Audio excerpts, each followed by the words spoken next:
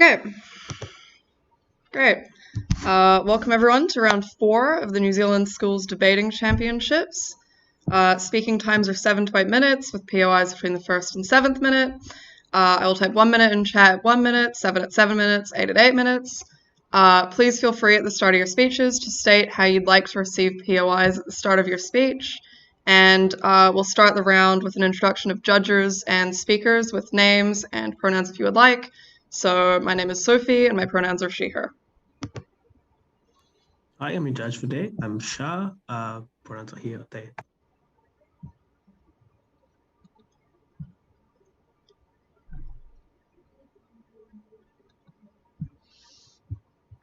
Hi, Arcadia, first speaker, she, they, she.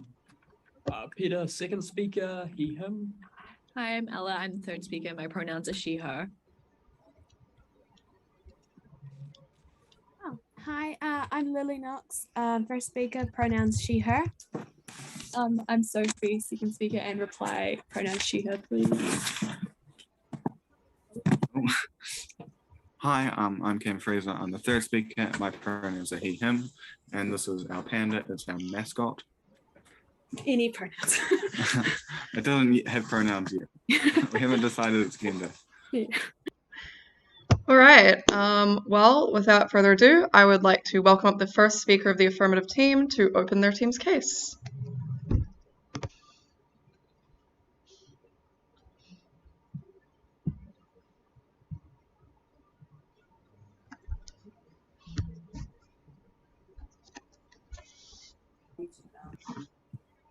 All right, oh, my plan renewed. That's nice. Sorry. All right.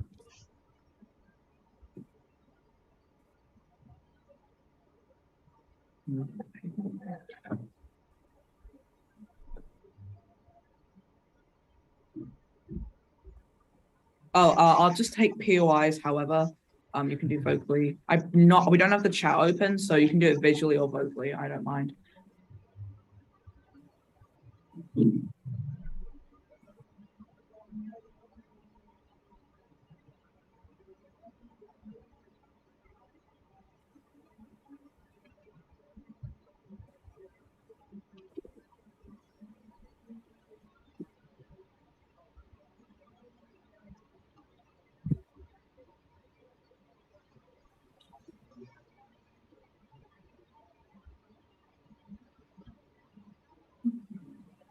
Under the status quo, transactional decisions are made by wealthy owners and a board of directors and seasonal ticket holders who devote so much time, energy, and money to their teams are left to face the brunt of these decisions without any say. What we value as fans, we value the ability to have a say in the transactions of sport teams.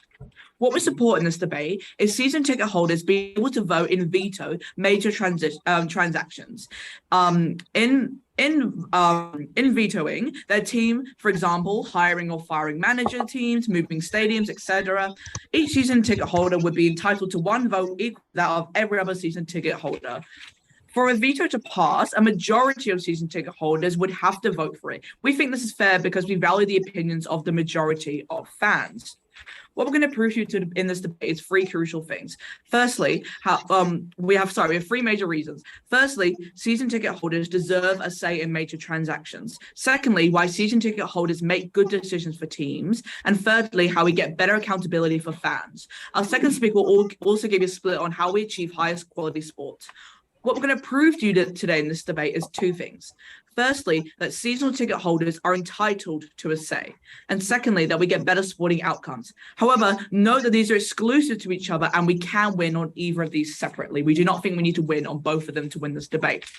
Moving firstly now on to why season ticket holders deserve a say in major transactions.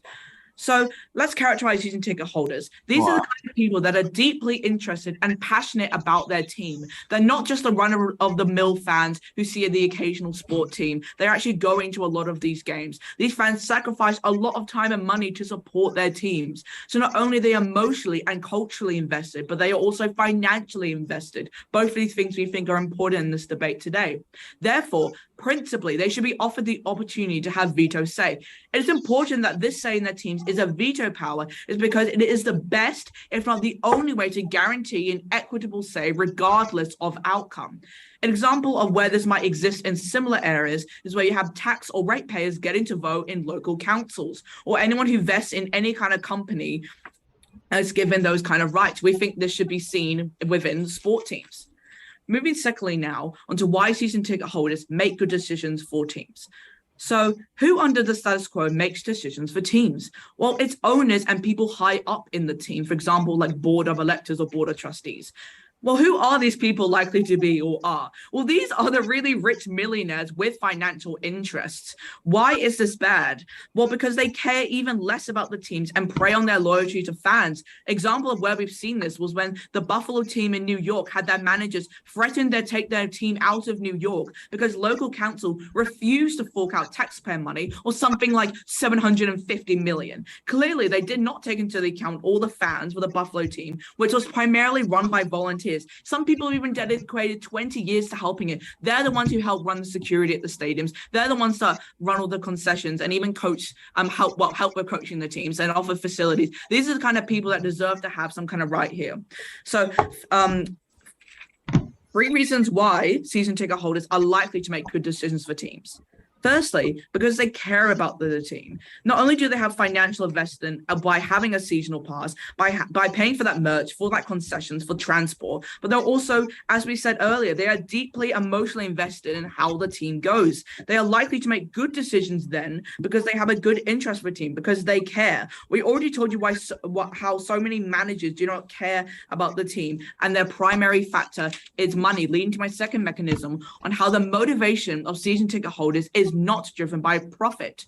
They do not get a financial return. What they get is they get the served interest of having the sport team do well, or at least having that community experience of watching their team getting to play. They still support their team because of that emotional investment and community they built together by cheering and crying together as fans. It's these kind of communities which make them so loyal to teams, and which is why season ticket holders are less likely to switch teams when management makes bad decisions. But we still think we should care about the incentives of these fans.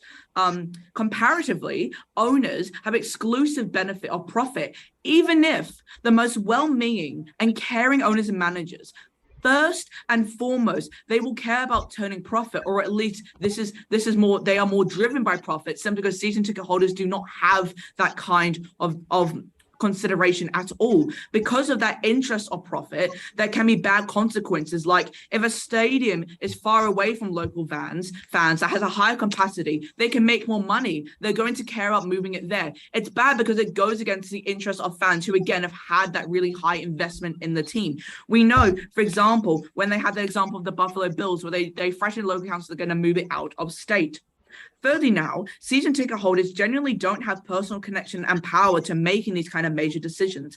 Unlike people in power who either have profit interest, or even if there are people that actually care about the team, there is enough people on a board of trustees that they actually care about the driving of profit. Note that these board of trustees are not elected in and are therefore based purely off financial investment. However, season ticket holders, even though they have financial investment, they're not cared about in this debate. So we think that's something we would also stand for. At the outcome of this, we see fans making better decisions on whether to move a team out of state or not, make decisions based on the quality of the game and how much they're going to enjoy it. Note, Judge, even if they make decisions that are not so desirable or maybe are negative outcomes, we still think this is better than having no decision power or not having any concrete decision power. This is unique to our side of house because under their side, they cannot concretely guarantee fans will have any say or any proportionate kind of say in terms of the investment they've had in this team. Social pressure isn't as effective because majority of teams will still support their teams due to that support, due to that investment, that community connection, that emotional value, that sunken cost fallacy of already investing so much at the start of the year in the seasonal ticket pass that there's not much point trying to jump ships now. And managers will still make lots of money if they get a big stadium with lots of one-off fans, and therefore they don't have to actually care about the interest of fans, because Nick will try to tell you today that, you can still get social pressure against managers. No, you cannot, because because they can still get financial profits with one-off fans because they can get a stadium with more capacity and make more money, which is the driving factor. Oh, now to go POI, just in time.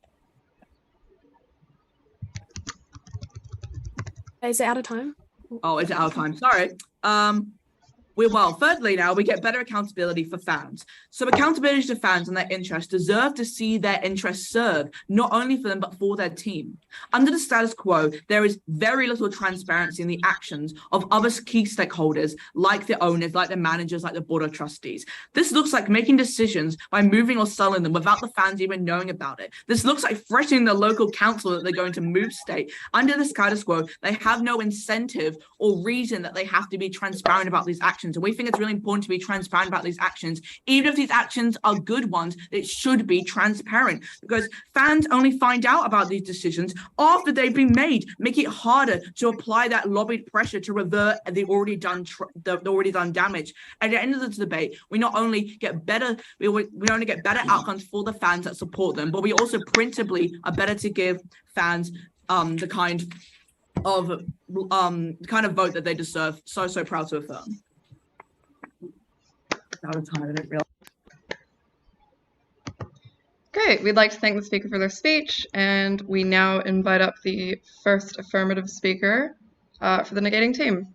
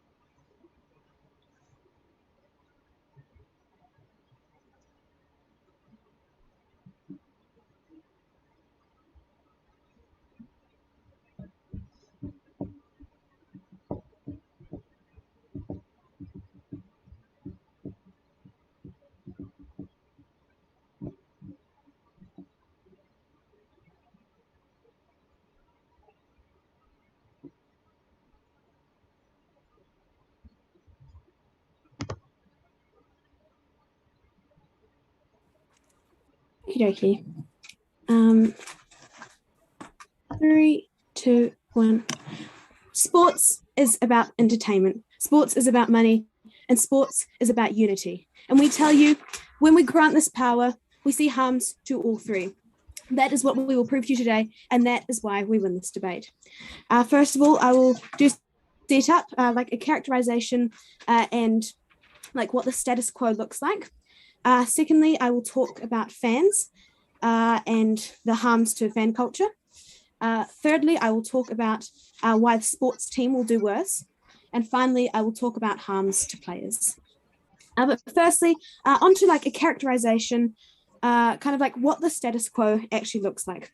We see that the institutions that run sports teams are incentivized to do what is best for the team. And sorry, my rebuttal will also be integrated.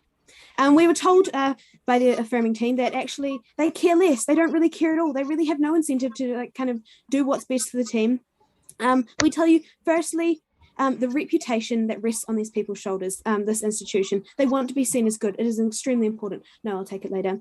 But secondly, to continue sponsorships and continue shareholder investment is a massively important part of sports, and the sports team has to do well in order for this to continue. But thirdly, like from these institutions themselves or these like investors, this is an investment on their part as well. They run these sports teams like businesses. We were told that this was a great harm because they're profit driven. However, we tell you actually that because they run these sports like businesses, they employ accountants, they employ business analyzers, they like employ a massive team of people, that actually and are working for what's best for the team. And finally, we tell you that they don't have this like high emotion, like really reactionary stance that the fans have that was characterized at AF. And actually that we see this as a great benefit, that they're not making decisions in the heat of the moment. They're actually discussing it like as more like a council.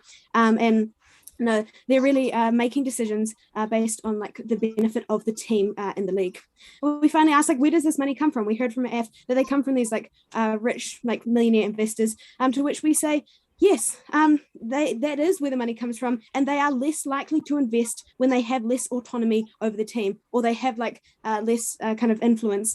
And we tell you actually that a great amount of money, and for the ability for the sport to continue, for the sports players to be trained, to pay for dietitians, to pay for like nutritionists, to pay for like people who are training the team, we need money from somewhere. And actually, the majority of the investment does come from their shareholders, and that is important for like the well-being of the sport.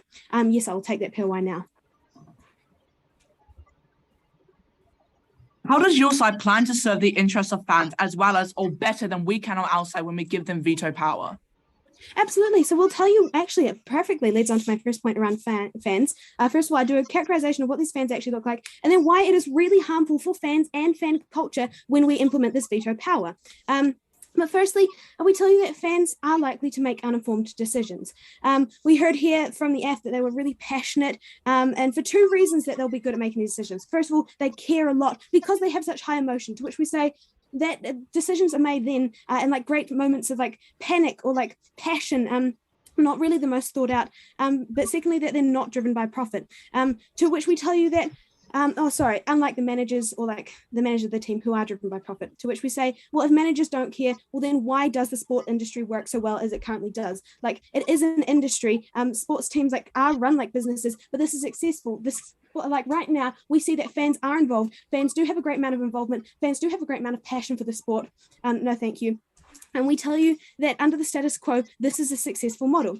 But like, let's talk about these fans for a second. We see that they're like middle class, generally like traditional. They can be quite short-sighted, reactionary. Like, what brings them together is the support of the team, right? Two things we tell you here. First of all, they do not have the full information of the well-being of this team. But secondly, they do not like have the ability within their capacity to make rational fiscal decisions. When we want the sports team to continue and function as it does, this is important. We tell you, firstly, that there is a divisive culture within sports. This looks like a very reactionary kind of thing. There are riots when the sports team loses. We already see a high amount of emotion, tension, like instability within sporting culture. This is like incontestable. What we see just beyond like these team groups, we see fracturing within the communities, within these unique fan groups, due to this like kind of voting system that they will have to experience. When we tell you that the entire point of sports is unity and community, that putting further fractures and further like kind of debate within these actual fan clubs themselves will only serve to fracture it further, to make tensions higher, to make anger more palpable. And this has extreme negative impacts back to like the rioting and the violent culture of like fan support. We tell you that there's also like a great amount of like fan resentment as well, particularly like older fans perhaps potentially who like can't engage with this voting, potentially if it's like online. We see that, you know, within fan groups, there will be fractures. But finally, that fans will actually feel like they have less free will. Two things here. One, either you are not a season ticket holder. No, thank you. As a fan, you're not a season ticket holder. You don't actually have a say in this. Only like a small proportion of these fans actually do have a say, because they are paying money to, right? Like, you don't actually have that free will as a fan. But secondly, for these fans who are season ticket holders, when you vote and you don't get your way like 50% of the time, right? Voting and not getting your way hurts so much more than just like not voting at all, like not having a say, right? When you have higher stakes, when you have like put monetary investment into this, when you like, you feel way more vindicated. And we were told at F that you like a lot more money from these fans goes into this. And like, this is like so much more vindicated for the fans who like don't get their way now. So secondly, why do the sports teams do worse? First of all, uninformed decision makers make uninformed decisions. We've characterized these fans, they don't know about the long term. They don't have the team's like long-term interests at heart. But also this is like unnecessary prejudices, right? Like racism. We see that this group of fans likely have a great amount of racism. No, sorry, I will not take that POI. Racism against black players, against like female coaches, like building stadiums in black suburbs, etc. Sexism against female coaches. And they will veto all decisions surrounding them being hired just because of the prejudices. And without even seeing like whether these coaches or players are good or not, they'll veto them instantly. We tell you it takes significantly longer for decisions to go through. which like negates the quality of the sport, because like decisions are being made too late, there's stagnation, and the team simply does worse because of this. But also that there are loopholes for fans. Fans from other competing teams can buy tickets to sway the votes. This means that they'll actively vote to get things that harm other people's teams, leading to like these teams doing worse. Like there are immense loopholes in this kind of system. We ask, why does this matter? Because it ruins the sport for the fans, right? They do it because they enjoy. They like participate because it's fun. And we see that when the teams are doing worse, actually that reflects back on the fans' fury. But finally, onto players. We see like racism and sexism. This looks like a black player not being transferred, even though they're best in the league. And this looks like self-doubt, no role models, but also like a great amount of paranoia that you're not doing well. It looks like online bullying, fan culture. And we ask why this is exclusive on our site, because fans feel personal accountability, that they like have this say in the vote, so they will like further be angry. And finally, we tell you that players will have to put more energy into being appealing and attractive and to be liked by the general public rather than energy into their sport, which once again negates from the quality of the sport. Finally, we tell you that the sports quality is reduced and that they're actually much better on our side of the house. Thank you very much.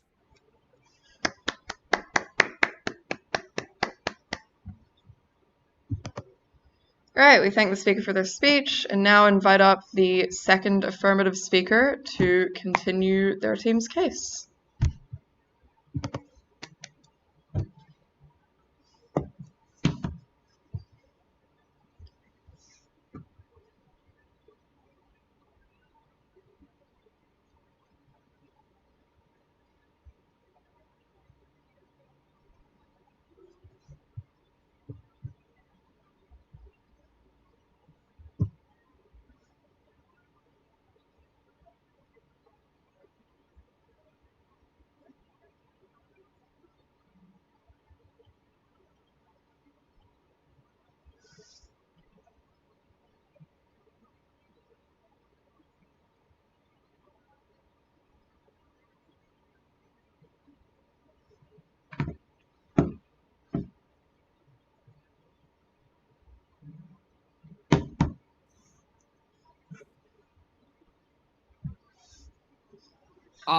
We still don't have the chat open, so if POIs could be offered verbally or visually, that'd be cool. Sweet.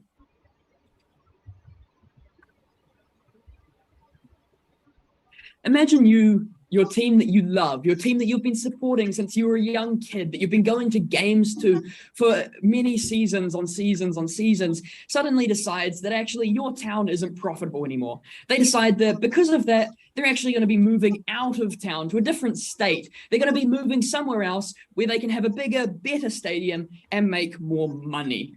That is soul crushing. That destroys the communities that you've been built up. But unfortunately, you can't speak out against that because there's still that team that you love. There's still that team that you've been supporting. And at the end of the day, you simply don't have a say on it.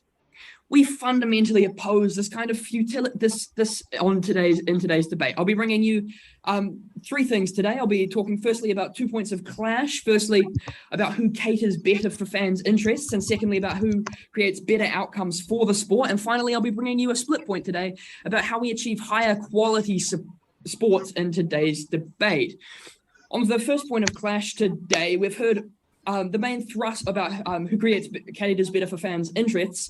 The main thrust from the negating team has been about how we can't get more unity by voting, because in this voting we'll create all these fractures in the sporting community when people disagree on this voting. We tell you this isn't true for three main reasons. Firstly, we tell you the discussion is always good. Even if some people disagree, we tell you that they're bound together in this tight-knit community and that they're not going to fall out and just start hating each other over a little disagreement over who they want to hire or fire. Secondly, losing the sports team is infinitely worse. If they're going to be making a decision, like we told you about the Buffalo Bills in New York, about moving your team outside of your state, moving it away from where you're able to easily access your sports team, this is infinitely worse than some disagreement over whether or not you should make some decision and that is far more harmful to these sporting cultures and they haven't given us any material about how they're going to cater for the fans' interests better in these situations like the Buffaloes faced. And finally, we tell you that this voting is inherently promoting a better tight-knit community. We are bringing these people together to talk about these decisions, to make them consider what is in the interests of these fans. And so at the end of the day, we think we don't actually see this massive fracturing that they tell us we would get. Their second thrust today has been about what about all of those fans that aren't seasonal ticket holders? We have 4 responses for this today. Firstly, the non-seasonal ticket holders don't have the same time and money commitment to those teams. You'll get your sports fans who are just going to a one-off game every so often aren't committed to the interests of the team. We have told you at First Speaker about why we think it's a fair distinction to make these seasonal ticket holders the ones to be making these decisions, because they do have that vested time commitment for going to all of the games in the season. They have that vested interest that they're paid thousands of dollars in order to be able to attend all of the games of this season. Secondly, we tell you that because of this much greater time interest and money interest in this, they have a much greater game knowledge of the game. They've been attending all of the games. They've been attending all of the seasons. They've paid in advance to be able to continue attending these games. And because of this, we can tell you that they will have these greater interests in the games and are therefore far more likely to understand what decisions are actually good for the players. Finally, thirdly, we tell you even if some of these non-seasonal ticket even if these non-seasonal ticket holders may have the same game knowledge and investment into this team, we tell you that this is not the majority of these one-off attenders of the games. This is not the majority of fans who aren't attending. For fans who are that invested in the teams, they will for the most part be these ones who are buying these seasonal tickets. And for those ones that can't because of external reasons, as unfortunate as that is, we have to make a distinction somewhere in order to stop random people who buy one ticket once from just being able to roll the dice on a decision and make decisions that are deeply harmful to the thing. And at the end of the day, finally on this point, at least some fans do get to make a decision. At least some fans are making a decision, and this is infinitely preferable to none at all. What we've told you today on this point of clash is that fans become more connected to these teams. They are more interconnected with decisions that are being made for their teams, and they are more represented in the management of these teams, which means that at the end of the day, they are more connected to these teams. We've given you a lot of material on this at first today, and I now accept a point of information on this point of. Yeah. So what about the lower socioeconomic fans who can't buy tickets and the minority players who will be immediately vetoed by rich white traditional fans who own the tickets? We tell you that most of these fans care deeply about the performance of these players, and so aren't going to be going after players because of some racist stereotypes that they may be perpetuating. And also, as I've already established, unfortunately, even if we may exclude some people who may have the expertise to make this voting, we have to draw a line somewhere. And so at the end of the day, we get better representation. At worst, we still get some people and some fans representing the greater masses of fans towards the board of directors and towards the owners of these teams. And so that is infinitely preferable to the neg case where there is none of this representation. On the second point of clash, we talk about who creates better outcomes for sports. They've basically given us a quick bit of material about how fans are too emotional to make these decisions. We've already established for you about how these players have a long-term commitment, and so actually it's not a split decision. Secondly, they have a financial investment. They're not likely to just randomly be making decisions. And finally, that even if they are on occasion making these one-off split decisions, we tell you this is preferable to at least involve them in the process rather than just doing it all behind closed doors. We've told you again about how these people aren't motivated for money on this point of clash, and how this will create better accountability to these to the owners of the sports teams to consider the interests of the players. And so at the end of the day, we tell you that we get these better outcomes for the sports. And this takes me nicely into my split point about how we achieve higher quality sports. We tell you, under status quo, teams face the pressure to constantly be performing at their best.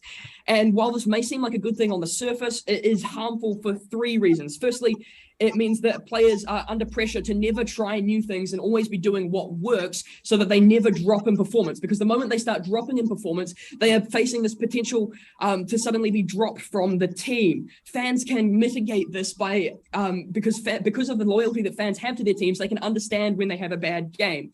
Secondly, we tell you for positions like managers where they don't have the same public profile that many of the famous players will outside of the fans of the team, their positions are far less secure because of that. And so if they make a bad decision, they're far more likely to face ramifications for that we could mitigate by allowing these fans who know about how good these managers are to vote on this. And finally, it also works in the opposite direction where fans can veto random bad managers being put in. For example, in the women's rugby sevens in New Zealand, we've seen a random manager dropped in because of some sexual assault scandals. And so that meant that they got a random coach that wasn't actually in the best interest of the team. And so at the end of the day, by giving these fans the ability to pursue what they think is best for the sports, we are giving them ability to vary their tactics more. We're giving them the ability to try out new things and ultimately get better sports at the end of the day. And so we are proud to affirm.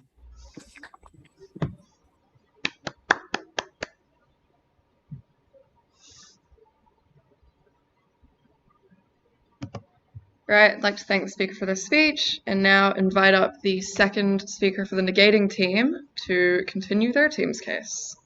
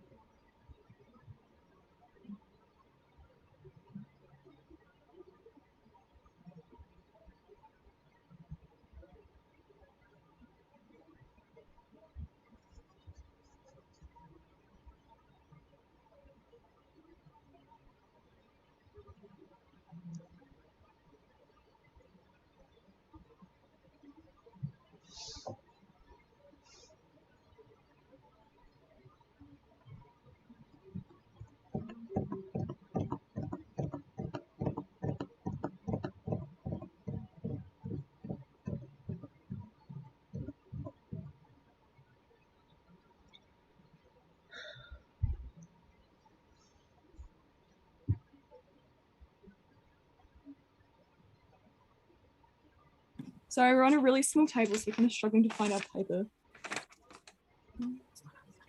Okay, that's right.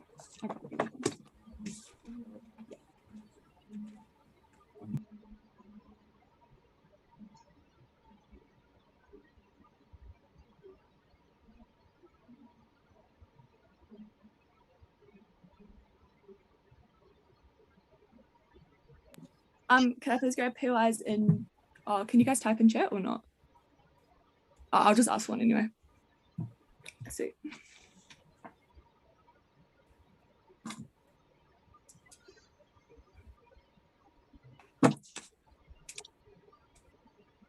So here, the clear comparison here is that they are literally allowing fans to have the autonomy to vote if they can afford the season pass tickets, which are so much more expensive than the regular pass tickets. What this means is that the people who can afford these have more money than other people, which means that they're probably going to make decisions that actually cater towards them anyway. Because note that they're probably not actually the majority of sports fans who get to watch TV on their who get to watch sports on their TV, or who maybe get to save up to watch 1 or 2 games per season. These are the people who have significant amounts of money. And what this means is that they're always going to care about getting the best results for them. And what that probably looks like is moving stadiums out of cities, is not putting minority players in. Those are the things that they wanted to talk about, which were harmful. We tell you that exclusively happens on the other side of the house, because our comparison is that you have owners who are forced to cater for the majority of people, because the majority of people can give backlash and hold owners accountable, but the majority of people can't afford expensive season tickets. 4 things I'm going to do in today's speech. Firstly, I'm going to talk about the right to autonomy. Secondly, who makes better decisions. Thirdly, who achieves high quality sport. And then finally, talking like an extension about like financial development and like minorities. Okay. What we heard here, like the first was the right to autonomy. I just like to flag this point by saying that this was like a really unimportant point in today's debate. It was essentially just a principle that like really didn't matter. We told you that fans were always going to care more about like having the better results because they want to fulfill like the enjoyment that they get from sport or the community, right? They don't particularly, it just wasn't important, right? And they essentially told you that like it affects them and therefore they deserve the right. We told you that fans are always going to care more about the outcome because that's where they get like the most utility from, because they get to experience the highs that come with like sports, and that was always going to be more important. But what did we hear? Firstly, like we gave you 2 responses as to people who don't actually get the right to autonomy. Firstly was those who don't get to vote. What we heard as a response from them was that these people are not committed and they don't care. No, that was actually incredibly wrong. These people actually just can't afford season tickets. They probably do care a lot about the sports because they watch it on TV at home. They actually are very, very committed, and they actually do care a lot when decisions are made. They just simply cannot afford to, and I think it was abhorrent for them to suggest otherwise. They also said that they probably just had a greater knowledge. I don't think that that was particularly true. But look here, the comparison isn't even between who has the greater knowledge out of the sports fans. We're saying who has the greater knowledge out of like sports fans who can afford tickets, or people who are literally like financially incentivized to make good decisions. That was the comparison. We proved that they were always going to make better decisions, but more on that later. Look, I think those who don't get to vote are both principally worse off because now they're completely like they don't have any access to votes, whereas people who are seen as like supposed to be equal in terms of sports fans now do. But they're probably also just practically worse off because people who are uninformed are making decisions for them, and that was probably also going to be more harmful. Secondly, though, the people who don't get their way.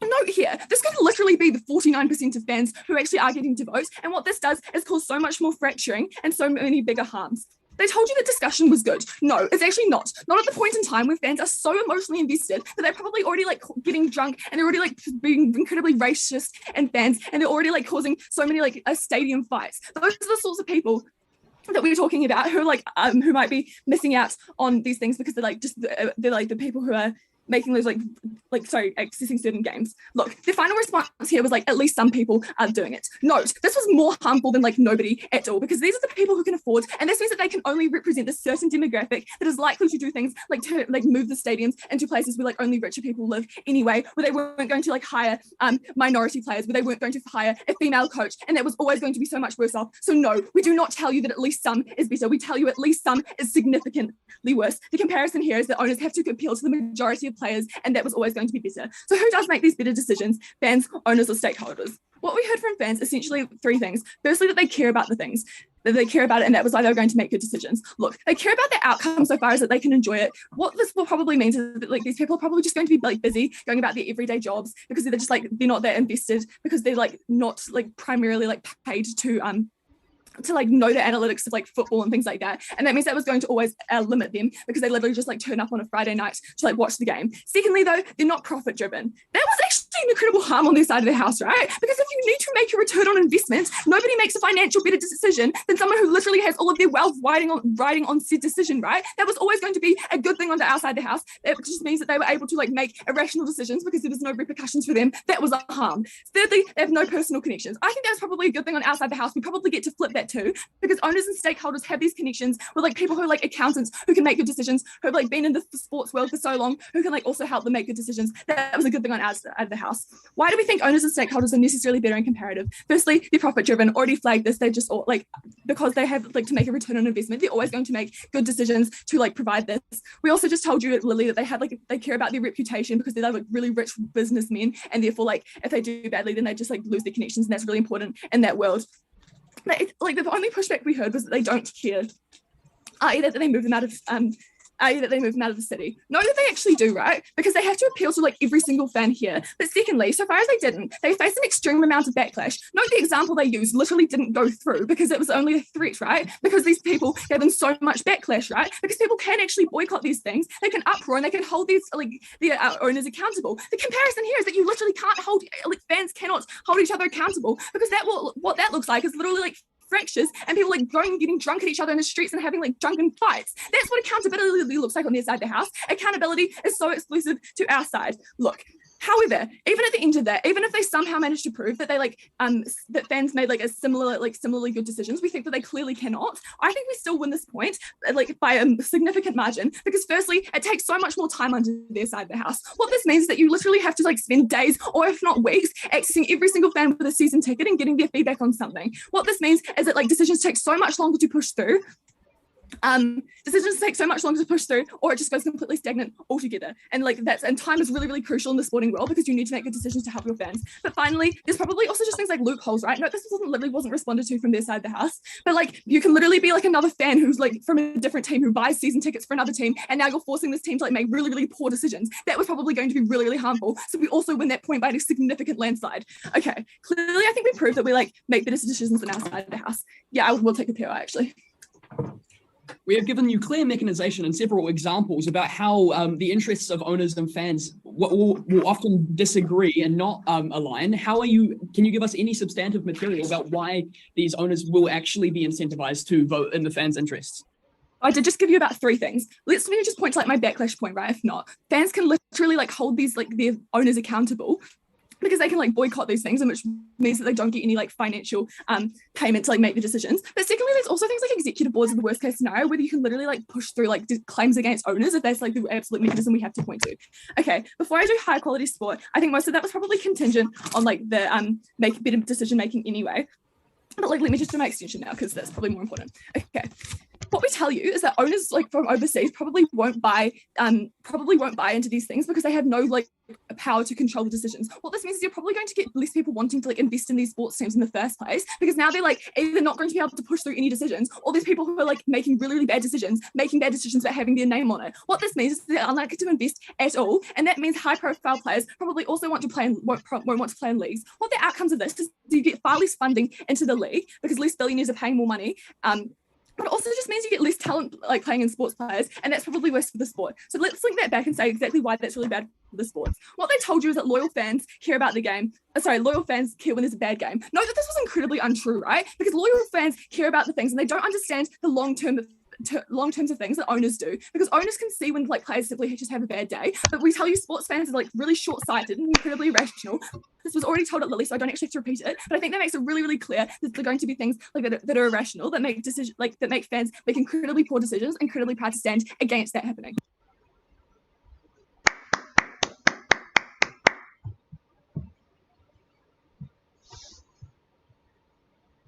All right, we'd like to thank the speaker for their speech, and now invite up the third affirmative speaker to continue the debate.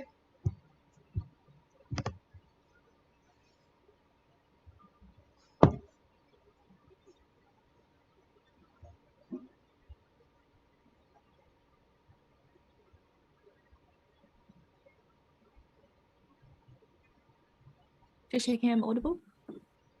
Perfect. I'll take POIs wherever you'd like to offer them, but ideally not in the chat if that's possible. The key comparative that side negating missed in the debate today is about who is going to be making decisions for sports teams.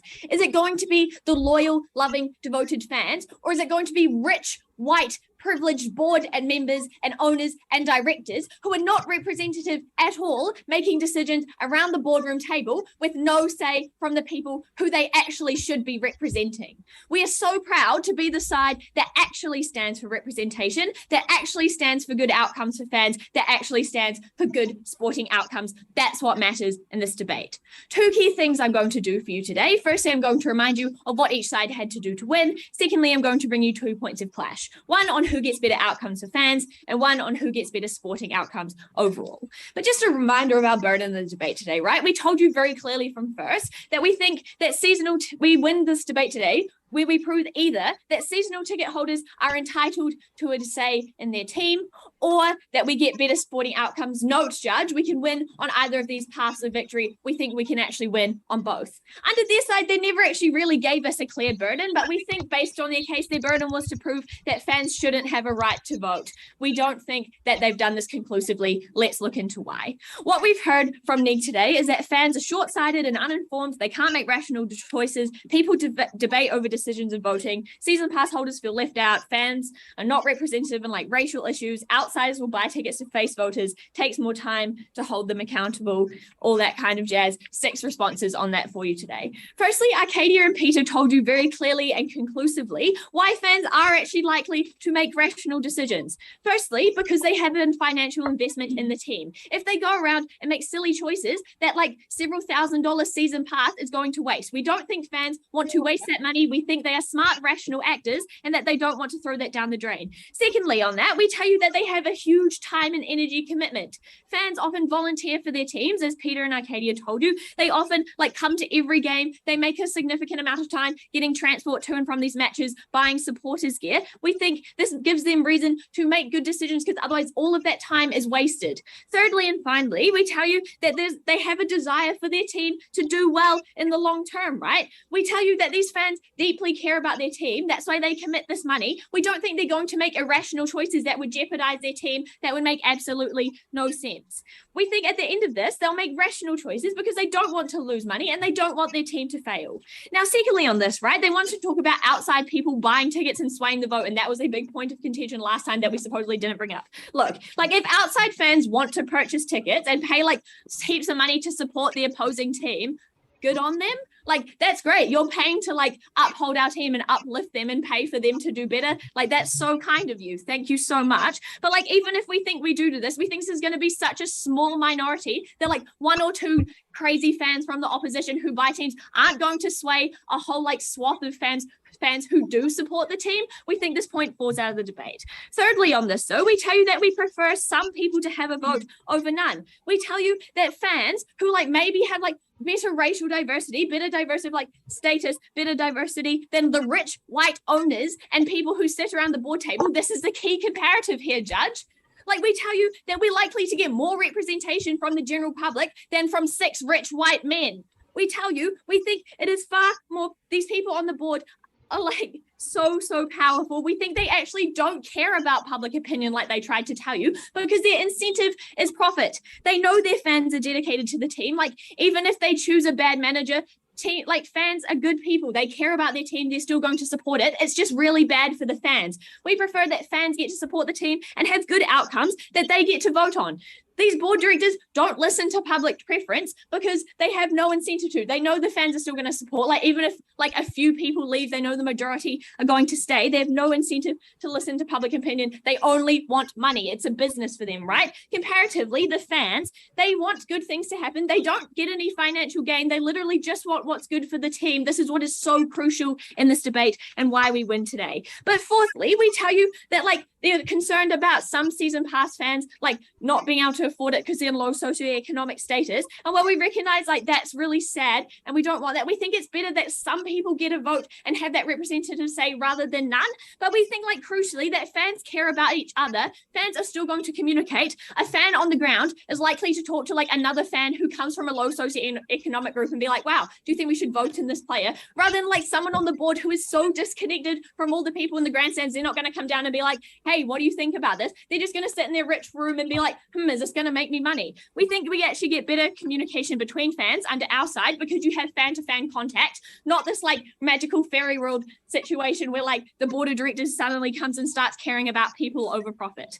Fifthly, we tell you on racial issues, right? We tell you fans are more diverse than the owners around the table. For like in USA football, right? In like states that have huge African-American populations, these are the people who have season pass tickets. These are the people who are going to be voting to uplift black players. We tell you the people on the board who are rich and white and own these, like, don't really care. The people who do care are the fans. We also care about the fans, hence why we get better outcomes for them. Sixthly, on like the timing thing, we tell you that like teams will just give fans a set time to vote. They'll be like, you have a week to vote. If you don't vote, you miss out. They're not going to chase them up. We're like, we prefer that people to actually take this like time to do it properly rather than a board of directors making the decision and going to the fans after and being like, so sorry, we're taking your team out of town. You can't do anything about it though. Like at the end of this point, we've conclusively proven that we get far better outcomes for fans. We get better representation, all of the points they wanted to win on today, but conclusively didn't.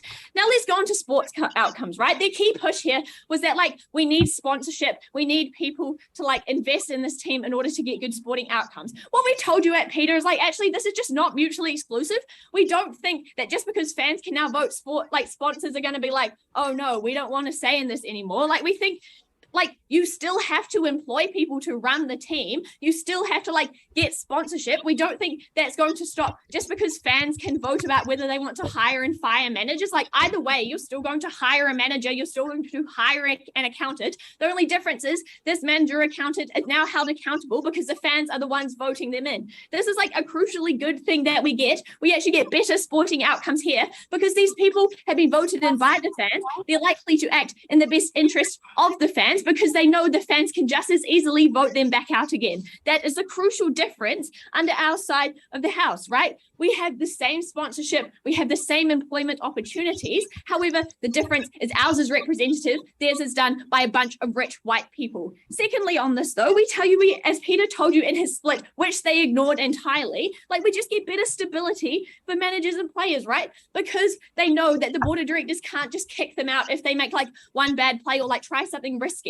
Like to vote them out, the fans actually have to vote. And we know fans trust their managers. They trust their teams. Sometimes you have a bad game, but at the end of the day, we know these fans care about the long-term viability. They care about like the development of strategy. We think we get this better under our side when managers and teams like have the ability to experiment and not just be like kicked out by the board of directors for one or two bad games. We think the fans care about these people. They will keep them in. This gives us better development in sports, something we also then crucially win on here.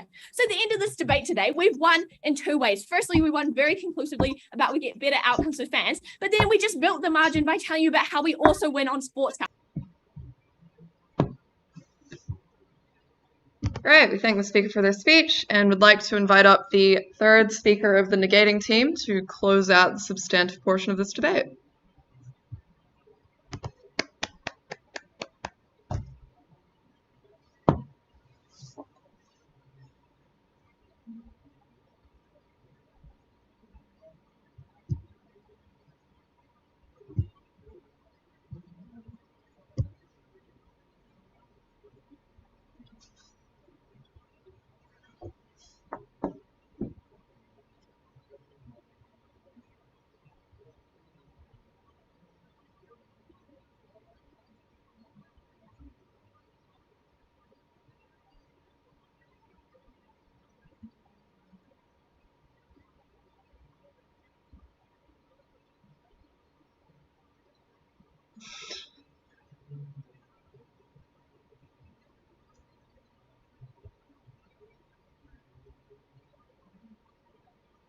You'll...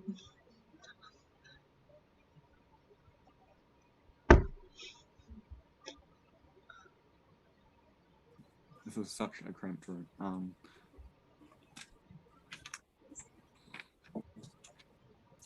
you want to sit down while you go? It's not awkward. Yeah, the angle's pretty awkward. I think sitting down might be good. Maybe I'll just like kneel. That's what we did. Yeah, we kneeled. This doesn't feel like sufficiently intimidating. I don't know. You're intimidating enough, and don't worry. Yeah. Okay. Yeah, I'll just take POI as like with your sign. It's not as good as our sign, but you know, it does the job. Yeah. Sorry. If we don't win the debate, we win the POI sign.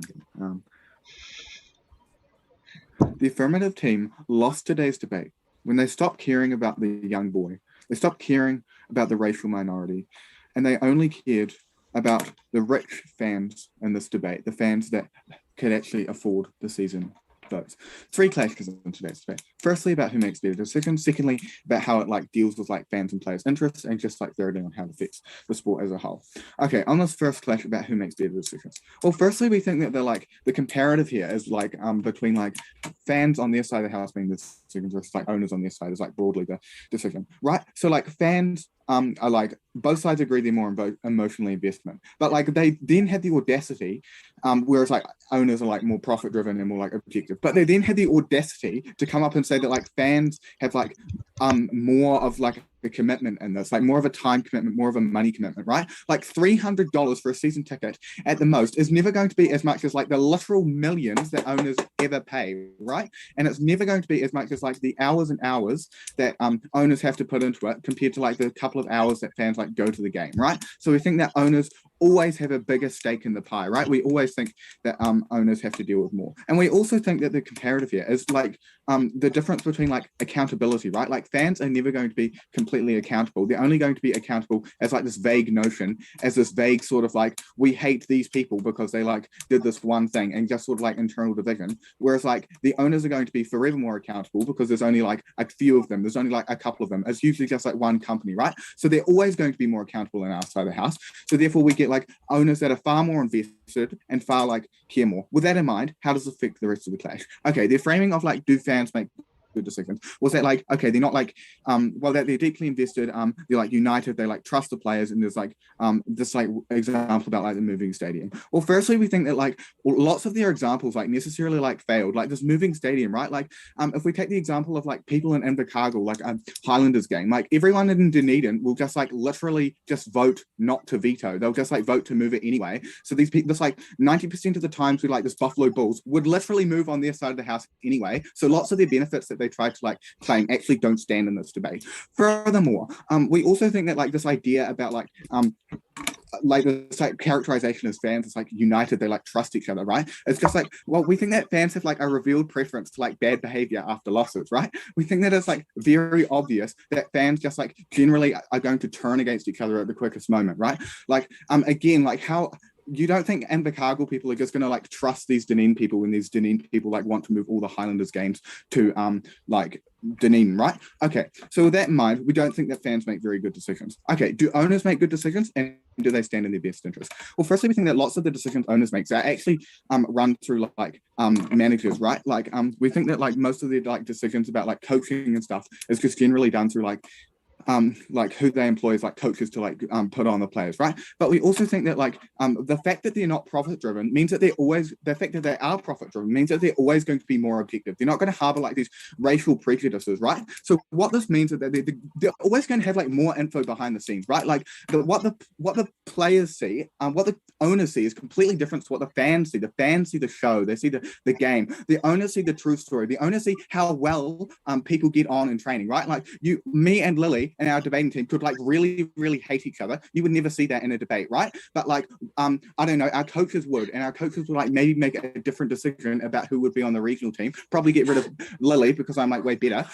But like, this sort of means that like generally, like there's like other factors at play that fans will never know, right? But generally like owners will also like make decisions to win, right? They're always going to be like in this debate more likely to win because they have like more info. I'm sorry, Lily. So like what this means is like why this is important is generally it means that like owners are going to be like always more likely to win, and like people like always like to win, like even the fans like to win. But we also think it's actually far better for fans, right? Because we think that fans like make these irrational short-term decisions, but like in the long run they're actually going to be happier if only owners make decisions because they're going to be winning more. They're going to make like and they're not going to have like all this regret of making these bad decisions in hindsight. We also think it's far more beneficial for players, and we also think that it's going to be like all of this. And even if the owners don't hold the best interests of fans at their heart, Sophie gave you all the reasons about backlash. I'd also say that like it doesn't actually like matter as much as the fact that like generally the owners are going to be making better decisions anyway. Okay, onto the second clash. But like generally since we like win this clash, we like generally get like better outcomes at like every level, right? Since we get like teams winning more. Okay, onto the second clash. Before I do, I'll take a POI. How do you dispute the fact that the general population of ticket holders is always going to be more representative than the 5 or 6 rich white men on the board of directors that you stand for making these decisions?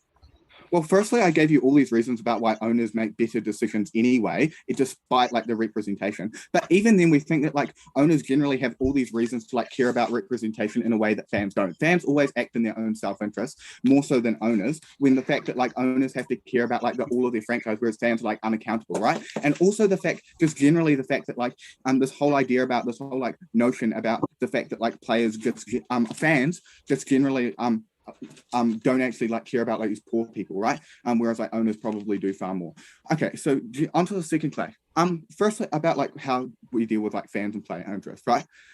So like what this means is that like players face like more pressure. Like this is like so important in this debate. This is like we can literally win on this debate on its own, right? Like they didn't really respond to this, right? Because of like this system, this is what we told you at first, and even like briefly and socially split, right? Like there's more toxicity towards them. What this looks like exclusively on outside the house, it means instead of like fans making comments on them, there's going to be like literally a petition to get rid of them. There's going to be literally like, and imagine how bad that is for your mental health. If there's literally petitions against you, there's like people like saying that we need to get rid of you, and they've actually got like the power to do so. This is going to be like so bad for your mental health. And it also means that players are just going to stop joining leagues altogether. It means that they're probably going to be like on these more erratic contracts, and they're not even going to know like what's going to happen. So like we think that this is like a really important harm that is completely exclusive, and we actually think that it like matters because these players are getting such worse harms. It matters in like the marginal benefits they could ever hope to improve with the fans. But like comparing like with the fans, the idea was that like fans were like their best push here was that like fans would feel like more connected. Well, firstly, we say that that's like not generally true. Like fans will just generally won't feel connected when they have to make decisions as a unit, when like they all have these competing interests. But we also say it's like not when it's like more divisive, right? Like we also say that like non-ticket holding fans, like minorities, like poor people in particular, are generally like going to be like more divisive. And like even at the point where they do get this like more representation, if they try to claim this, which we've already told you they don't, we still think that this still gets like worse outcomes for like poor people and worse outcomes for minorities at the point where like fans are controlling all the decisions, where fans like all the ticket holders will like never hope to like make this like cheaper in the first place. But we also think that just generally it means that like they don't get like any of a say in the matter, right? So like overall we think that like because of this, we think that like fans, like the in their very best case scenario, the only thing that they could ever hope to prove with like fans is generally that they get like slightly more representation, which we've already told you generally isn't true. But we also don't think that matters when you consider the fact that they're probably like not going to be doing as well in the long term, and you're probably going to have all these like players like literally like not wanting to play anymore, and because of this, that like completely detracts from the whole sport as a whole. And that's why I'm very close. Thank you.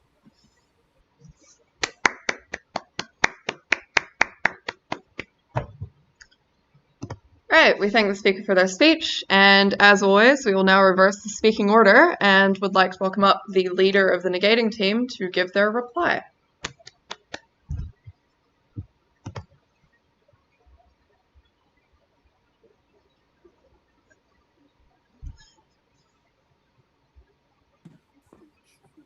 I'm on music now.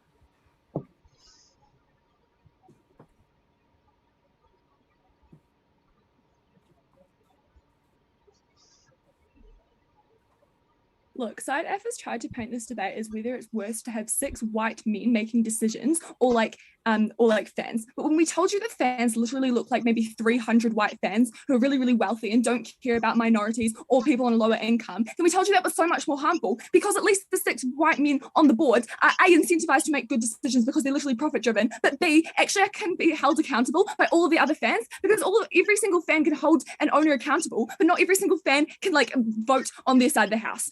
3 things to ask yourself into today's debate. Firstly, like, what do season tickets holders look like? Secondly, who makes better decisions? And thirdly, the value, like who better fulfills the value of sport. Okay, what do season ticket holders actually look like? We tell you these are very wealthy people. Why? Simply because they can afford tickets that are really expensive, whereas the average person probably can't, because like it's $300, and it's probably easier for them to maybe like spend $60 because they can buy like 2 $30 tickets per season, right? What this means is that they're far wealthier, and what this means is they're always going to be like dictated to make decisions based on their wealth, and this looks like things that like disproportionately advantage them, such as like building stadiums in wealthy areas. But we told you an extra harm in terms of it actually looking like usually white people due to colonial forces and institutionalized racism. And what that means is they're never going to pick minority players or minority coaches because they just like have this bias against them, and that was going to be really harmful. Look, the only good response to this was that like African American areas will be the ticket holders. We told you at that point in time like they're still going to be dictated by their wealth, and that's the point in time you're still building stadiums in wealthy areas, and that was still always going to be really harmful. But now let's move on to who better makes decisions. 4 things under this. Firstly, they told us that the fans were going to because they were emotionally invested. No, though, this is an incredible tension with the fact that they tried to tell you that fans were going to make better decisions because they weren't going to just willy-nilly fire their players. Look, if you care so much and you're really, really emotionally invested, you're going to be really, really angry when somebody messes up. Unlike the owners who maybe understood that the player was injured, or they'd seen them all week in training scoring really, really good goals, and they know that they just had a really bad day. That's when you don't make bad decisions, and you probably also just know what's actually going on behind the scenes, and you're able to retain the fans and make better decisions instead of acting really, really rationally, so they don't win that. We also just told you necessarily on information that owners are always going to be far better informed because they're just having to educate themselves because that's literally their profession, right? They're literally making so much money from that. They're doing that every single day as opposed to somebody who literally works a 9-to-5 job and then rocks up and watches football once a week on a Friday night. Thirdly, in terms of profit, somebody who has literally got billions of dollars invested is always going to make so much make so many better decisions than somebody who has $300 on a season pass. This is literally all of their money as well as their reputation. Finally, on accountability, we told you that at the point in time where at least the 6 white wealthy people made a bad decision for their team, at least they can be held accountable by every single fan who can boycott them, or they can refer to them into an executive board, because that's what backlash looks like. Backlash looks like on their side of the house, fans literally just getting angry at each other and drunkenly fighting each other. Fans cannot hold each other accountable, but they can hold directors' boards accountable. Look, even so far as this was all sort of a wash, we told you that we were always going to win on the point of time. Look, they told you it was good because you're it means it shows that you're in making good decisions, you're taking the time. But look, when you're literally taking the time to write up the bids, send them all out, get the responses, and then take action, that is when it is too late, because you needed to have a coach for last Friday's game and it's taken a week. That is why it was so crucial to have time working, because we told you on our side, you're you have to take the time to make a good decision because you're so invested, because if you don't, then you get boycotted. And finally, if you do make a bad decision, a sports board will just take you out anyway. We told you that we always won that point because you literally just make decisions when decisions need to be made. Finally, the value of sports. Look, we mostly just proved that we had better decisions being made, so we probably won this point easily. But here's some exclusive ways that we also won the debate, even so far as we didn't even win that point. We told you that it was always going to be better for players because now they're not so stressed that a load of angry, irrational fans are going to be voting them out, and you're not so stressed all the time, and you're probably also getting far less racial slurs. But secondly, it's always going to be far more inclusive because we literally have minority players being able to make the team in the first place. We literally have women being able to coach the team. That was so exclusive to our side of the house. We always got to win on that because we made the sport better, because even so far as the value of sport is about sports succeeding, it's also about inclusivity, and we exclusively won that point. Incredibly proud to be the only team that fulfilled that.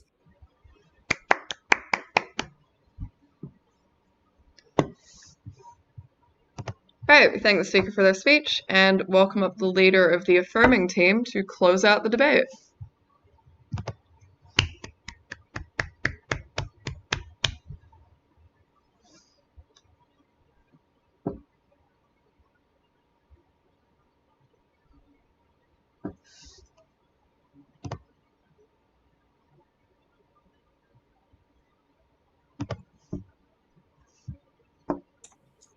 Can you all hear me fine? I don't know.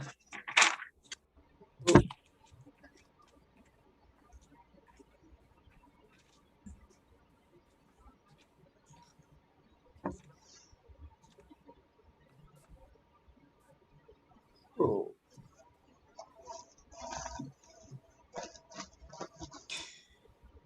The point at which the negating team lost today's debate was when they gave this extremely contradictory case about how they wanted better representation for of the general populace of the fans for the sports, but yet told us that we couldn't get this by letting the fans vote.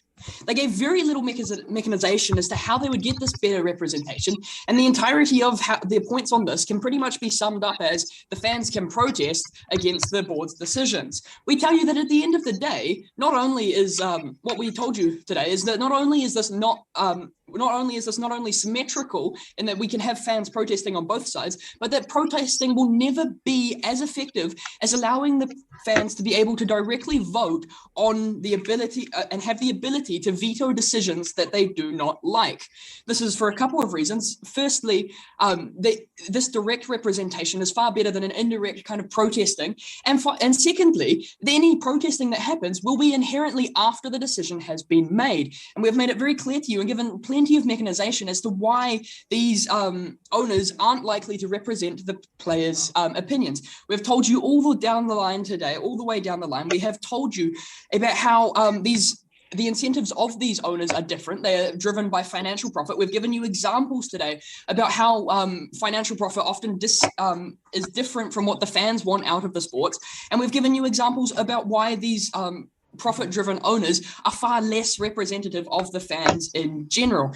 And so at the end of the day, we fail to see how they have proven anything on what appears to be their main burden of representation in today's debate. So how do we win today's debate? Our burden we gave you today was to prove that seasonal ticket holders should be given a right to vote, and that this would give them, the fans, more representation on the decisions of the sport, or we could prove that we get better sporting outcomes in general. The main contention in today's debate has been on who best represents the interests of the fans. We've given you lots of material on this today. Firstly, we've told you about how fans are inherently more connected to other fans, and this just by nature of them all being fans of the sport. Secondly, we've told you about how fans aren't actually represented by this board of directors. Their main responses to this have been about how the fans are a bad cross-section. The fans who have these seasonal ticket passes are a bad cross-section of the fans. They've told us that they misrepresent them because these are only the rich and upper-class fans. We tell you that the logical extension of this is that the board of directors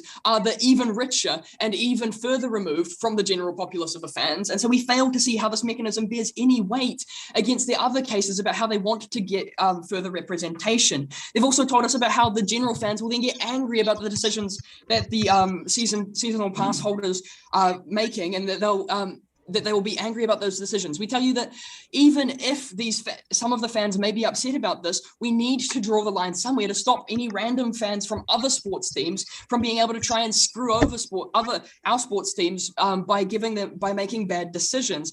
And so at the end of the day, we tell you that we get better representation inherently and that we get better representation by allowing these fans to vote. And we have given you an enormous amount of material today about why these fans are more likely to vote in the interests of the sports team's favor than not in their favor, about how they have this time investment, they have a financial investment, they are connected to the community, and they are at the end of the day voting in the interests of these sports teams. Then finally on the quality of sport, which hasn't seen much weight in today's debate, we've told you about how we would get greater accountability to the owners who are disconnected from what actually matters in sports. We've told you about how I told you at second today about how we would be able to give fans more wriggle room to try new things, because the fans would be able to veto any of their owners' attempts to drop them.